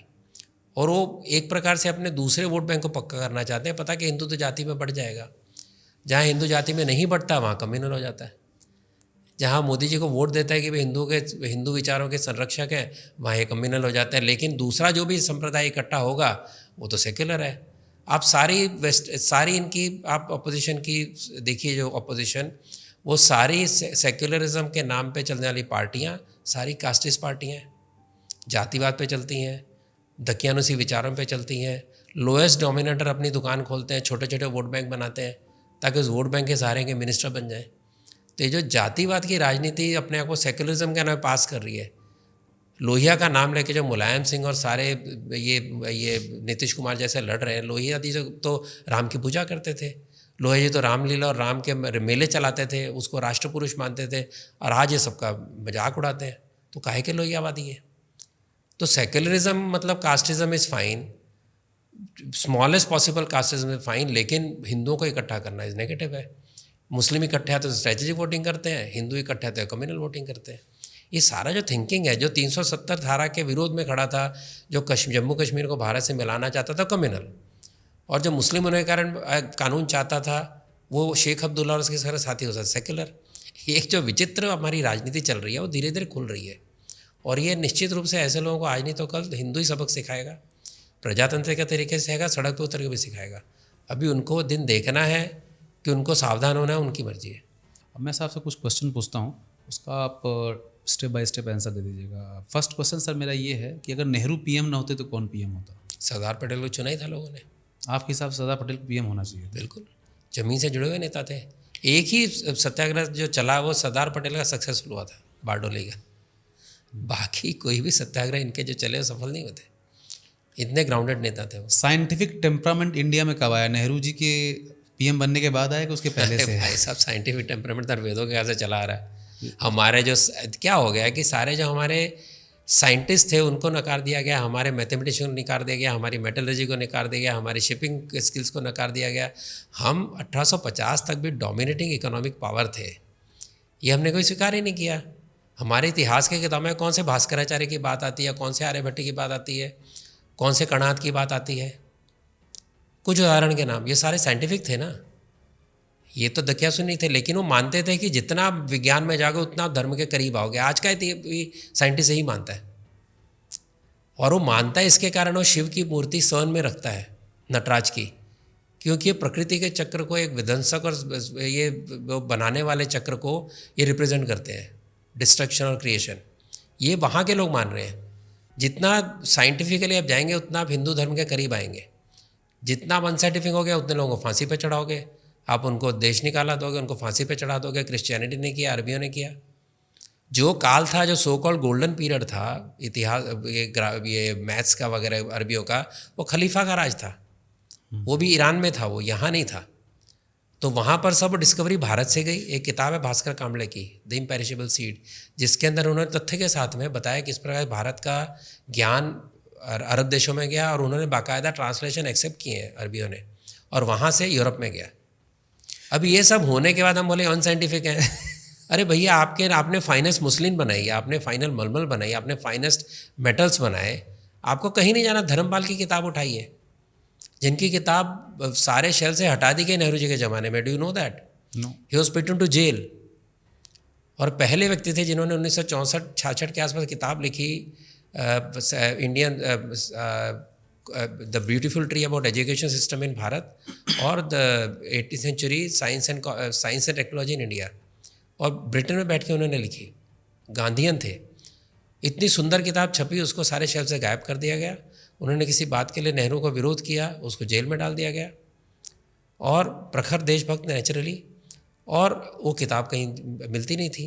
वो दोबारा अब जाके धीरे धीरे बाहर आ रही है। तो जिन्होंने साइंटिफिक एविडेंस के बेस बताया कि भारत से ज़्यादा साइंटिफिक कोई नहीं था, वुड, स्टील, जिंक, ये सारा कहाँ डिस्कवर हुआ? तो इतना इतिहास है हमारे पास, हम तो अस्वीकार कर देते हैं ना। तो बड़ी तकलीफ होती है अगर आज आर्यन इन्वेजन थ्योरी गलत सिद्ध होती है और हमारी कंटिन्यूटी सिविलाइजेशन की दिखती है, तो हम उसमें रिसर्च नहीं करना चाहते। द्वारका की रिसर्च रोकी हुई है, सरस्वती रिवर की रिसर्च चल रही थी, तो जैसे ही अर्जुन सिंह बने एजुकेशन मिनिस्टर, उन्होंने ग्रांट बंद कर दी। हम इतिहास से डरते क्यों हैं? तो साइंटिफिक कौन है?